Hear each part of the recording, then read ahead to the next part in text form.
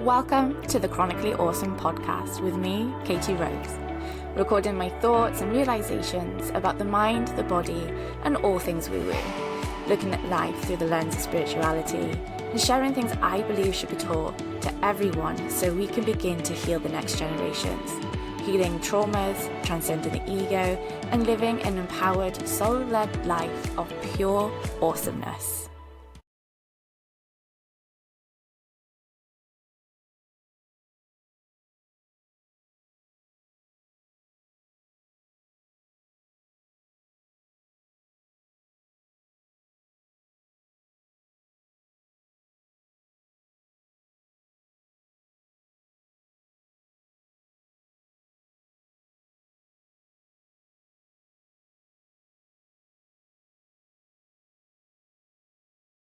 Hello and welcome back to Chronically Awesome with me, Katie Rose.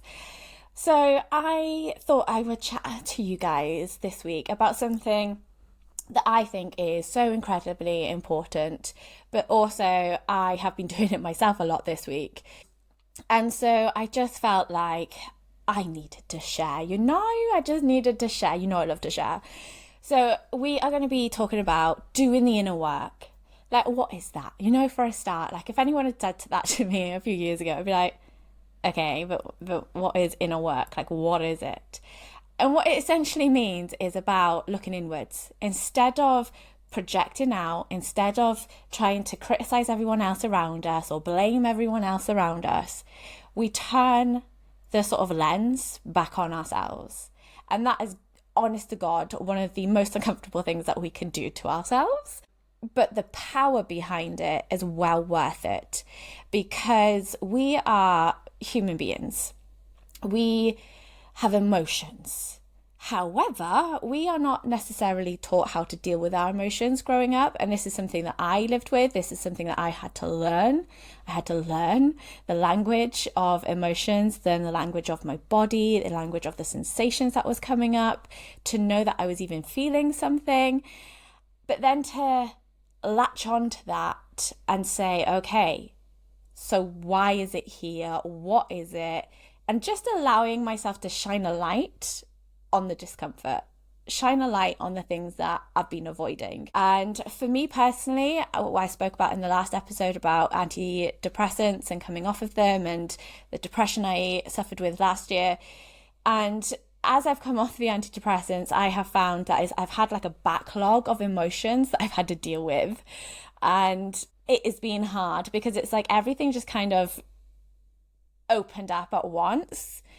And I'm in a place now that I can deal with that. It's why I went on the antidepressants, because I wasn't able to deal with it before. I didn't have a support system to help me in outwardly come in and help me inwardly. Does that make sense? I don't know. I hope it does.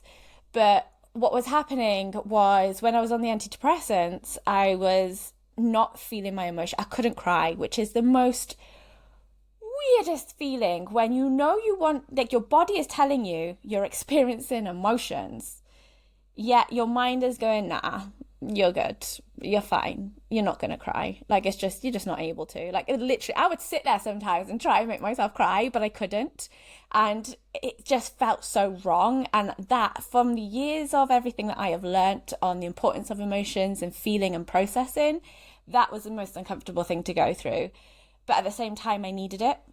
So it was this balance, but it was also me recognizing as well, okay, well, I definitely don't want to be on these forever. As I've come off them, I've been like just feeling my feels.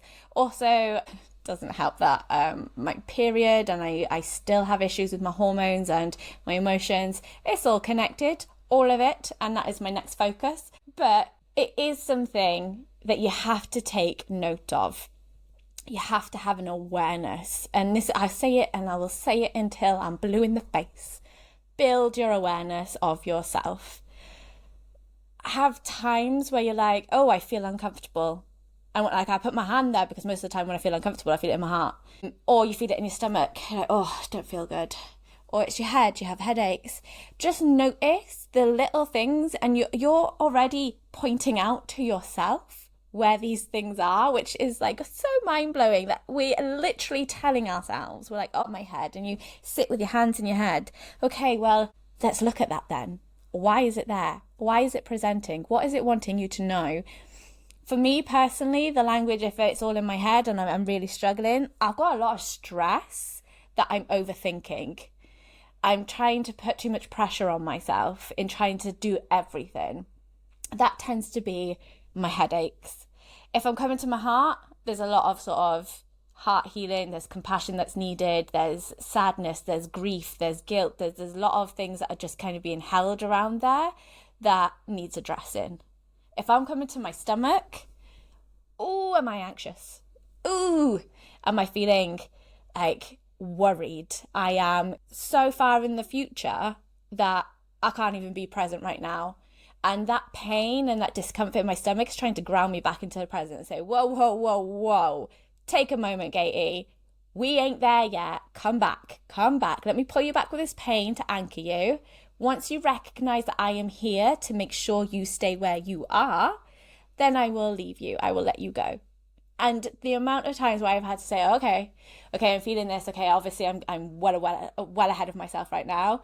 So I come back, I breathe into the space, I thank myself for letting me know, and then it disappears. And it is fucking fascinating to me that this is even the thing, that we're not even taught this. So then it blows my mind more because it's like, what? Is it really that simple? Yes, it is. It is.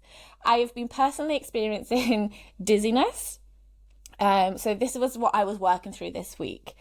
I was experiencing a lot of dizziness, and I was also, what was the other thing? And I was also experiencing a lot in my chest area, as in I had a little cough to start with, and then it just went like full blown hacking up a lung, sort of very savage. So I finally took some time and I was like, Katie, come on now, we know how this works. Because the dizziness hadn't gone after like 3 days, and I was like, because it's trying to tell me something. So I sat down and I did the inner work. I sat with myself. I let myself feel all the feelings. I knew as well, I already knew where it was coming from. I knew what had happened to even ignite this in the first place. So I already knew where it was coming from. I just hadn't allowed myself to feel. It was like I was still trying to get through my days instead of taking time out and going, Katie, you deserve this. You deserve to feel what you're feeling. Because I was gaslighting myself.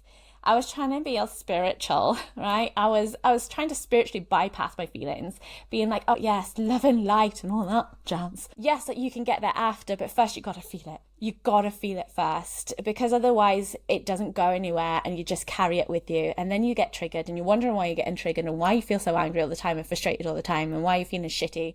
Well, it's because you didn't take the time to actually sit and go, hang on a minute. We need a chat. Me and my body need a chat here. We need to have a little cuppa, sit down and go, okay, how you doing? How you really doing? Okay, so where's that coming from? What do you want to tell yourself right now? And just take a moment to be your own therapist. Take a moment to observe, become the witness. And that is the most powerful thing that you can give yourself. So for me personally, I found with the dizziness side of stuff, one, it came up because I needed to just stop. So because I was feeling so dizzy, I had to stop because I was going to fall down if I didn't. So I had to stop. And then when I stopped, I was like, okay, but what else is this dizziness presenting? Because I feel like there's more to it. And this is about trusting your instincts. There's a rabbit just running across in my garden. And it's about trusting your instincts and saying, I deserve to hear myself. I deserve to know what is really going on right now, and giving yourself that time and that compassion to let yourself feel all that.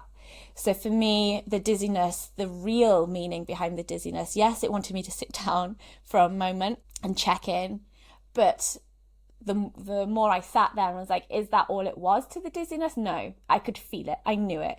And when I sat and asked myself, what else is this presenting? Why is it here? And it was because my belief systems were being challenged right then. That week, well, I would say up to like a month, 2 weeks to a month, my beliefs were being challenged by how I thought a situation was going to go, how it was going to be perceived, felt, how I would be spoken to, all these different things that came through, and I was like, oh, okay. So what I had in my head, where I was in the future, where I'd been projecting, I had an idea or a belief of how that would play out. And it didn't play out the way I had hoped for. So therefore, it triggered me because it wasn't what my system was running on, the programming that I had preset. So then I felt chaotic in my mind. I felt unsteady. It just felt like chaos, a whole buzzing of dizziness, like a constant sort of zzz, and I couldn't grab thoughts properly. And it was because I needed time to readjust to some new belief systems that were coming about. And I also had to be very honest with myself. And that is so uncomfortable, to be so honest with yourself, because you don't always want the outcome that you know you're going to have to go to eventually. And if you don't want that outcome, you will try and dig your heels in and stay where you are because it feels more comfortable, because you know it here, it's safe here. However, if that situation is bringing you symptoms and making you feel a certain way, it's obviously not serving. So you have to sometimes take a moment and say, if this isn't serving me and it's causing me pain, do I deserve to stay here or do I deserve more? And that is uncomfortable to sit in. And then asking how you go about doing that. You've got to take the time to just allow yourself space.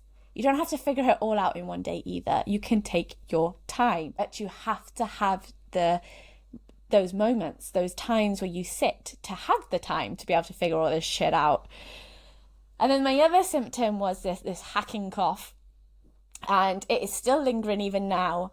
So my dizziness actually went after I did an inner work with myself. I questioned things. So I was questioning my own beliefs. I was questioning myself. I was questioning my feelings. I was asking myself what it was giving me. I was asking myself if I deserved what I was receiving. I asked all these different things. I also, if you know me, you know I love tarot cards, oracle cards. Give me all the cards. I love them. And I sat and I did those after, and it just reiterated everything that I had already let out. And I cried so much. I needed a good cry, proper sobbing, and I just let it out. And I didn't try and force anything either. I'm just there being the witness. I'm just observing the feelings and the thoughts that are presenting themselves and just taking note. I'm not telling myself, okay, you have to feel this way, you have to feel that, and you have to start thinking this way. No, I'm just witnessing where I am right now. And then I'm saying, but do you want to stay there? If I say yes to myself, well, that's up to you. Okay? There's obviously something else that's blocking you. We will do that another day, or we'll go into that now. It depends on where you're at. However, I was like, yes, I deserve more. I deserve better. So then I was like, okay, so how are we going to do that? How are we going to work this? And I didn't have my answer straight away. It took a few days to really solidify into what I wanted, but also to get past the fear that was holding me back. And then with the chest side of things, this is where we hold a lot of sadness and a lot of grief. And I had to grieve. I had to grieve what I would potentially lose. And that was hard. It was really hard. So I cried some more. But I sat with myself and I asked myself what it was that this cough is presenting. What is it that it wants me to know? And it was to know that it's okay to feel this sadness and to feel this loss that I personally feel like I am experiencing. But at the same time, it is something that is needed for my own health. Because do I want to stay in this place where I'm coughing like a freaking idiot? Do I want to stay in a place where I'm constantly feeling dizzy and unwell and have to lie down and feel like my beliefs are not my own anymore? No, I don't want to stay there. Absolutely not. I've worked too hard. I've worked way too hard to get to where I am, to have it undone. So sitting with myself and allowing myself to witness and feel allowed my body, my nervous system, to come back to a place of safety, to know that I am doing all that I can to put boundaries in place for my own health. I am putting myself first for my own health. I am prioritizing who I deserve to be and who my family deserve me to be. Because if I keep going without putting in the work, then all I am doing is causing a burnout. I'm causing stress. I'm causing more problems because I'm not taking the time to witness where I'm at right now. And again, it's hard. It is. I'm not going to lie. I really will not lie to you. It is hard to sit there in those raw feelings because sometimes other things come up and you're like, but if I do that, then this might happen. And if I do that, this might happen. But at the same time, until you start allowing yourself to process and feel what's there, nothing will change because you're not moving anything out your body. It is still lingering and it's still being carried through to the next day, the next minute, the next hour. And then when a situation arises and you find yourself in a similar situation that caused this in the first place, it is just going to reignite everything again. And it'll cause the same issues and the same problems because you never did anything about it. And yes, we can do that. I've done that many times where I haven't done anything about it and I'm just repeating the pattern again and again. But there comes a time where you're like, no, I deserve more. And that is where you need to be. That is the place that you need to sit in and allow yourself to sort of embrace yourself as if you're hugging yourself. If you think of it, I love to do it as like if this was your friend. If this was your friend going through whatever you're going through and they were telling you all of this, how would you respond to them? Like, what would your advice be? What would your guidance be? What would you want them to do for themselves? And then whatever you've decided for them, you take it and you give it to yourself as a gift and say, well, if it's okay for my friend to do that, it's okay for me to do that. And that can be jarring, absolutely, because we have beliefs and systems in place that tell us otherwise. But that is why the inner work is so important. Because if you're not doing the inner work, all you are doing is living on the autopilot. You are running the program again and again and again, and you're getting the same results again and again and again. And nothing will change until you change. Even other people, they try and change, but you'll still end up being triggered because it's not the other people. It's not them. It's you. It's what's inside you because trauma lives in the body. It lives inside you. So when you experience something and it hasn't been fully processed, it just lives in there until something happens, it ignites, it triggers that trauma, and boom, you're feeling the same way. You're experiencing the same things. You're feeling insecure, you're feeling like you're not good enough, you're feeling belittled, you're feeling shamed, you're feeling like you're being judged. All these things because you haven't taken the time to do the work. And that can be so uncomfortable to even hear. Just to hear it and not actually do anything about it. You might want to throw things at me. You might want to tell me to fuck off and say, yeah, but it is them. Because I still do it sometimes. I'm like, yeah, but if they just didn't do that. But no, there's something in you that is trying to tell you that it's you. It's you. It's not them, it's you. That needs to just be seen. It needs to be seen and it needs to be felt. And when you do that and you process that, it allows you to then let it move through the body. So sometimes you might find you're like crying, shaking, like all of those things, but these are all healings. This is actually energy moving through you. So for somebody that literally suffered with tremors and spasms, knowing now that that is actually my body's way of trying to release the stuff that I've been holding on to, release the shit that I was just every single day, again. But I fought those. I fought tooth and nail against those tremors and those spasms. I never embraced them. Never. Because I didn't want to. But if I knew that that was actually a sign, a fucking flashing neon light saying, Katie, will you fucking look at yourself and look at what is going on in the mind, in the body, that you're not paying any attention to. If I knew that and I took the time to go, okay, well, actually, these are here because I'm trying to escape. I'm trying to escape my reality. I am trying to do everything that I can to survive. But my programming and my coping mechanisms do not align with a healthy survival. What it aligns with is old programs, old ways of surviving that just became the norm because I never took time out after to look at the real reasons behind everything.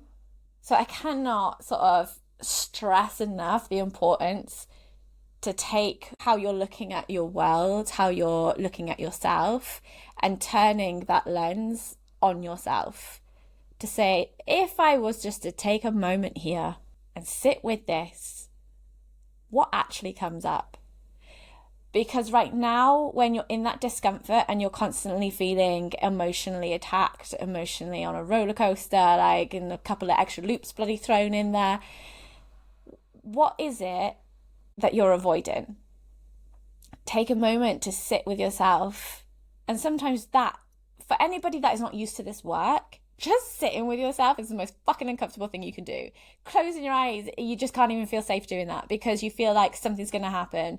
You feel on edge. You feel like you have to have a little look around. So anyone that started meditation and find yourself doing that, that's just because you don't feel safe right now. And that's because your nervous system is searching for that safety, is searching for the ability to have that. But because of the unaddressed things that are living inside your body, it doesn't have that. Even though you could be in your bedroom, knowing no one else is home, no one's going to interrupt you, and yet you still feel that way. So you know there's no outside thing going on. There's no external influence to make you feel so uncomfortable because it's within you. It's inside yourself. And that is where we have to look. We have to look inside ourselves. And I wish I knew all this earlier. I really did. I wish we were taught this growing up. I do, because if we learnt this, we would naturally do this. We wouldn't have to take the time out and schedule in when to sit down and journal things out, or do a meditation, or ask yourself questions, or just sit and go, oh my God, I'm feeling so overwhelmed. Why am I feeling overwhelmed? Oh, because I feel like if I don't do this, I feel guilty. Why do you feel guilty? Because I feel like if I'm not doing the dishes, or I haven't done a load of washing, then I'm a bad mum. I'm a bad wife. And then you start going and you peel it back. And then eventually you come to the conclusion that actually you just need a fucking rest. And it's okay to have a rest and to feel that and to not feel guilty for it, because you're just putting yourself first. All of that will be waiting for you. It will all be there. You can go back to it. But you can't go back to it if you're dragging yourself across the floor because you're just so tired and you're just like, and I can't do it. And then you feel shit, and then you're screaming and shouting at other people because you're so tired that you're barely surviving, you're barely functioning. So then everyone else becomes the problem. But it's not. It's actually you, because you didn't take the time to actually sit there and go, hang on a minute, let's just have a look. Let's just see here. Let's just peel this a little bit open and take that moment to address what it is in the nervous system that is just being sparked again and again. And the powerful thing of sitting with it is that you are closing that loop, the stress loop. So trauma is basically, it's a wound, okay? It is like somebody cuts you and then you never learn how to fully heal that. By looking at the wound, you're going, okay, there's a wound here. Now, how can I create the environment needed to let this heal properly? So when we experience trauma, we feel that sort of fight and flight and everything, and we go through things and we have the feelings and we come back, and we're supposed to then come back to a place of calm because the threat is over, we're safe, and then we come back to the place of homeostasis. However, when we are in this state of threat and we're not feeling the feelings and we are not coming back to this place of safety because it was never fully processed, what we're doing is just leaving that loop open. And it's like, we'll just take this and we'll take that and just make that myself, and this is about me and this is about me. But it's not. It's just because a trauma wasn't resolved. It wasn't processed fully. So by taking the time to do the inner work, you're closing those loops. And you can imagine if you could close a shitload of those loops that are just kind of bouncing around in your body, and your body starts to go, I can breathe again. I can relax again. I'm safe here. I'm safe in my body. I'm safe in this environment. It's okay to be here. I'm allowed to do this. Giving yourself permission to just be who you are in the moments that you're in them. Powerful. So powerful. So that's what I've been doing this week. And I just wanted to share that with you because it was hard. It was hard to take the time out and make myself do that. But also, like I spent about an hour sitting and going through these things, crying, feeling them, pulling out my cards. And then it was like a massive weight lifted off me. The dizziness went, the chest was better, wasn't as bad. And I went for a run, which is, if you know my story, you know it's fucking incredible that I can even run now. And that was just a morning. That was just my morning.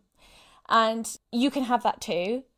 you just gotta want it. You gotta be honest with yourself. You gotta be raw, and you've gotta be able to hold yourself in compassion and say it's okay. It's okay to feel these things. Because I felt angry. I didn't know I was feeling. No, I didn't. I felt hurt because I used the emotion wheel that is in my book. So my book is coming out on the 19th of July, if you're not aware of this.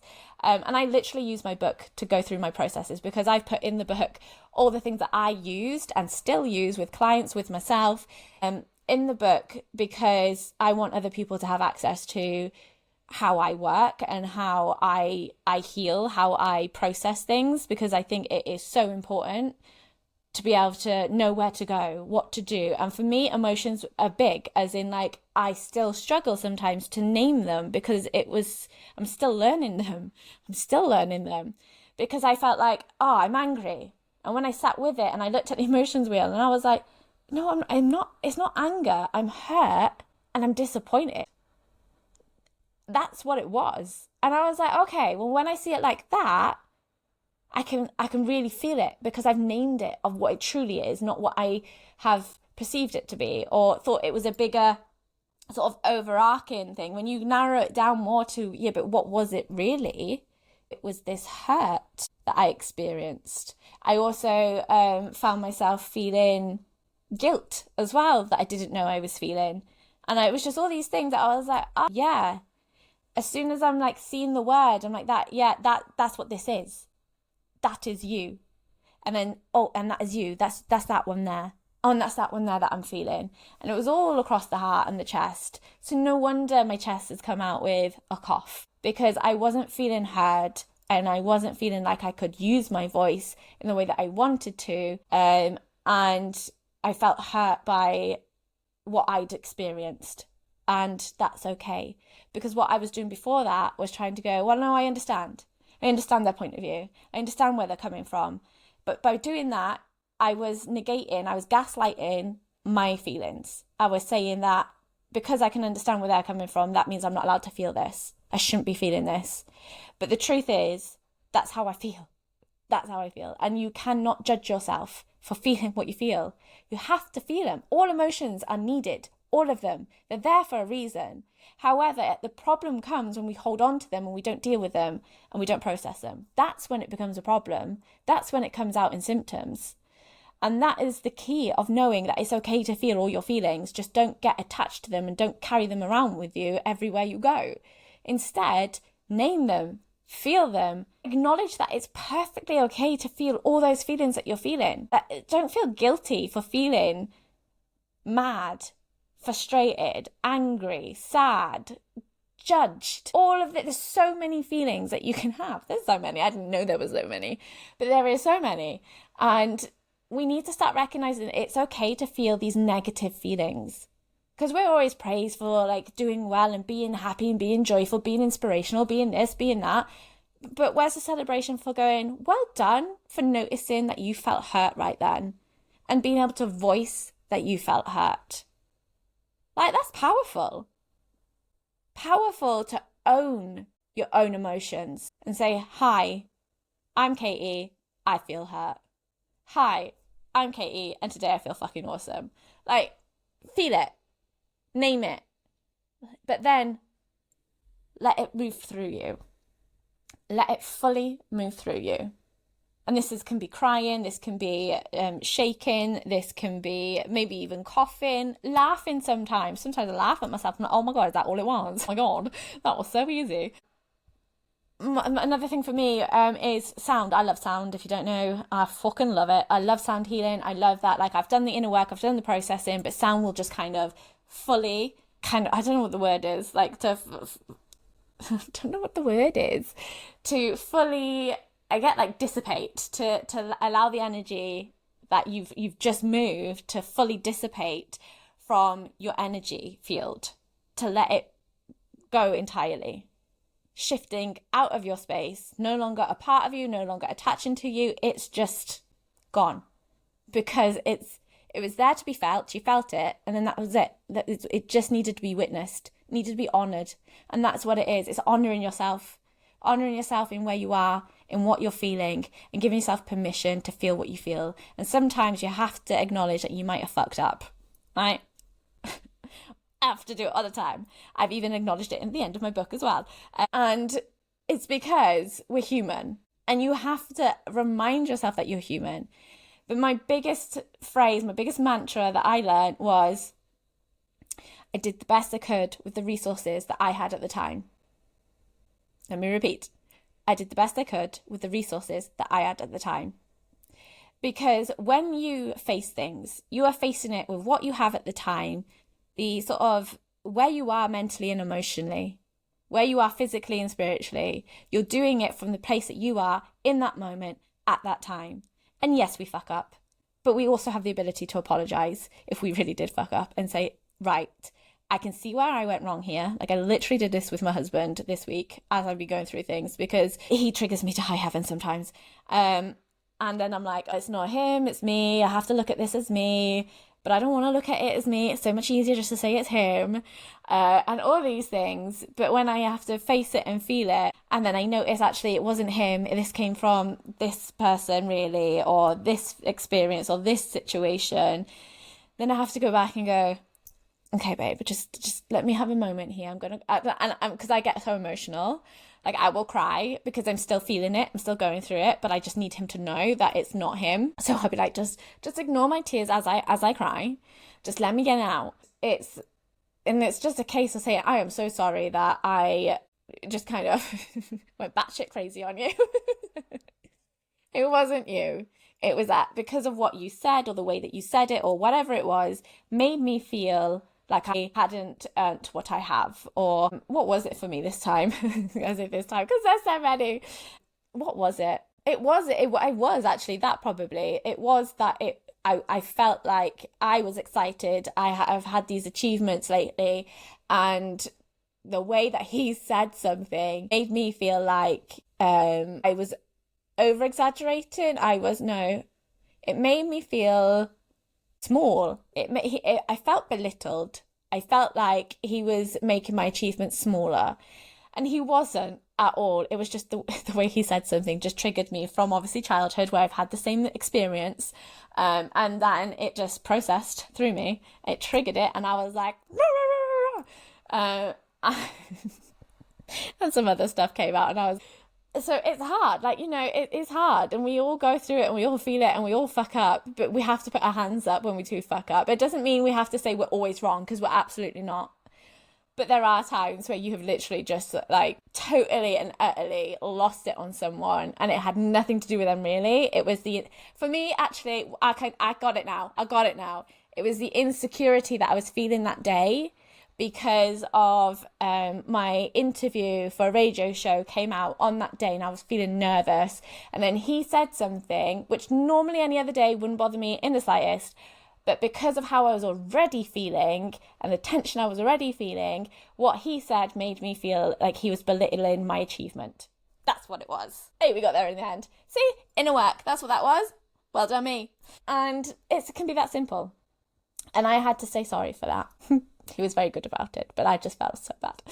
But yeah, there's a little insight into my world, because I think it's so important to share these things, because on social media, we are so bad at saying, oh yeah, I've done the inner work and I'm feeling great and da da da. But we forget sometimes to say, okay, well, before I did the inner work, I totally went batshit crazy at my husband, accused him of God knows what, told him that he wasn't supportive when he is so supportive. He's been brilliant through the book writing side of stuff, and some other things, and he's just been so supportive. And yet I threw that in his face. Like, it hurt me after when I realised. Like, it literally makes me feel emotional just talking about it, because I was like, I felt guilty, and I felt like I did literally just pull up my emotions, put them into a ball, and literally just lobbed it at him. It's literally how I felt. So yeah, it was a hard one to recognise that and have to apologise for that. Hate apologising. I have no problem doing it. It's just, I hate just being wrong. I hate having to recognise it and go, yeah, it was me, it wasn't him, it was me. And then have to apologise. And the same with the kids. I do the same with them. And it is not easy. It's not easy. Because the ego is like, it never wants to be wrong. It has to be better than everyone else. So when the ego takes over, oh my, is it hard.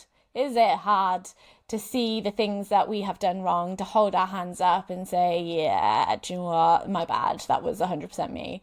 But the thing is, my worry is that when I do something like that, is that he then takes that and then thinks something about himself, because that's how simple it is to put something on someone.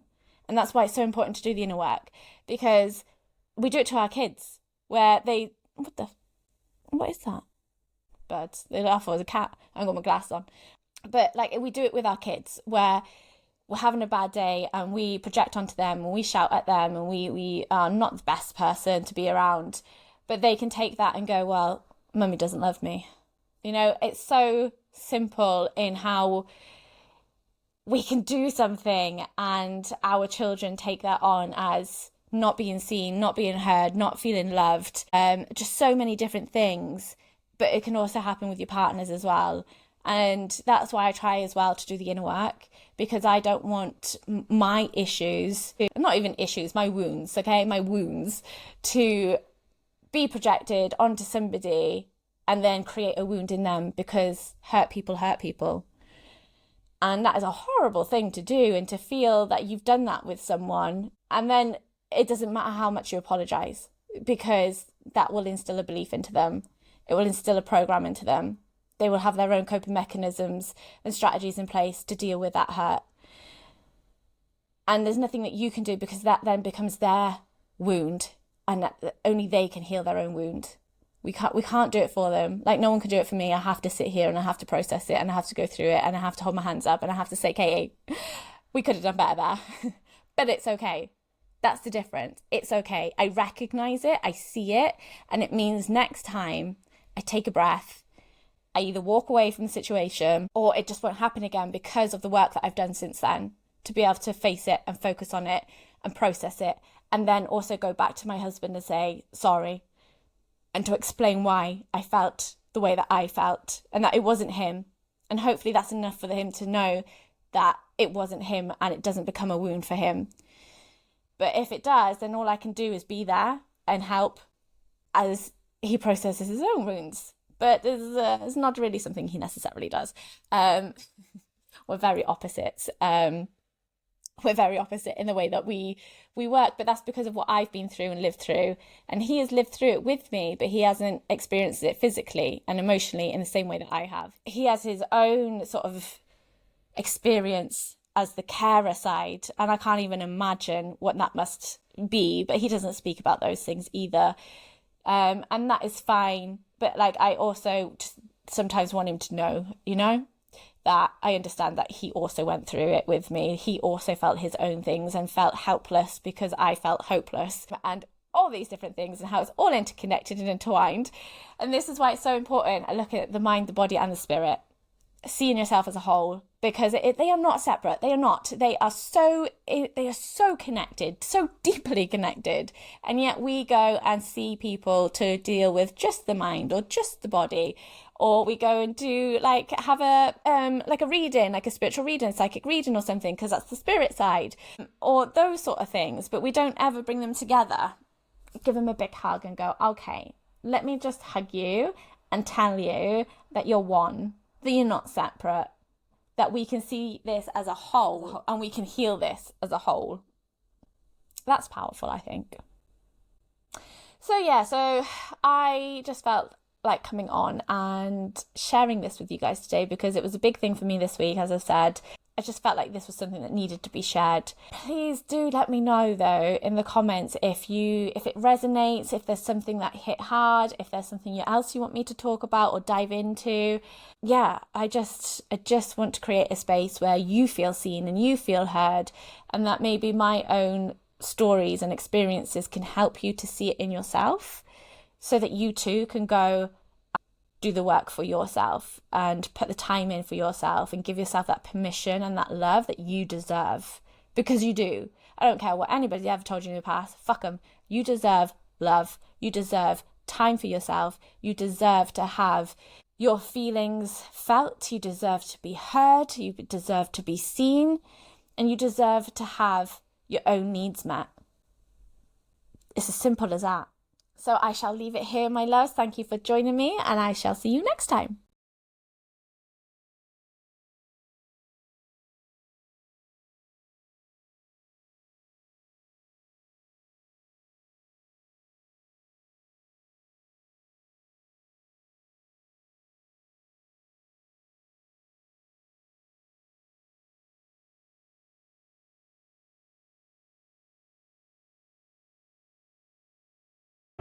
Thank you for listening to this episode. I hope you have enjoyed it as much as I have. If you did, please share on social media, or if you'd like to share your thoughts with me directly, then you can message me at HopeLightUK on Instagram. And if you haven't done so already, hit the follow button to follow the podcast for more awesomeness, and I'll see you here next time.